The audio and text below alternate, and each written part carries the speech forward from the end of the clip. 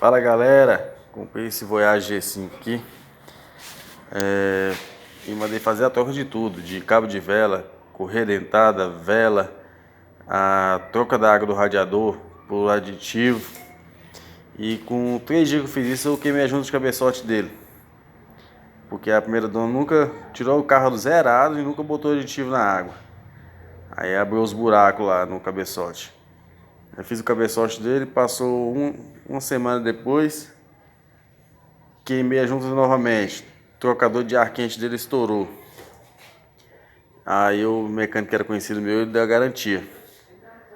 Aí, só que porém é o seguinte, depois que ele fez a parte de cima, segundo ele, eu ia ter que fazer a parte de baixo, que tava rajando.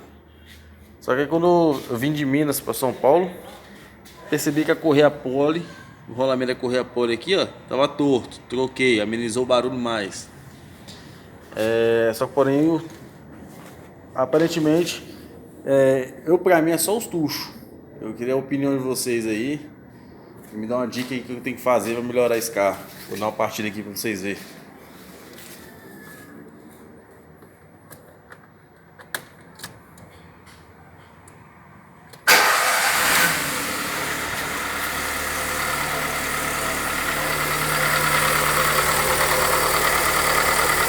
Ó, o motor não tá fumando,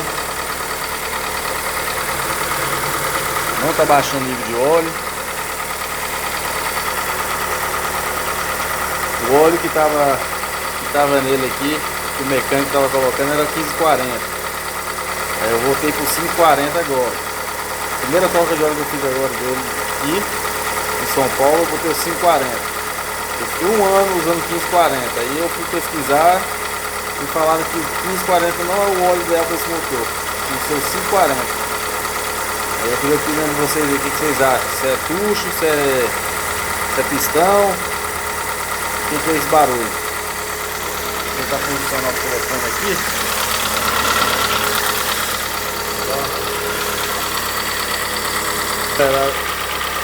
Vou dar uma acelerada ali, meu menino vai acelerar lá pra mim. Pode acelerar, filho.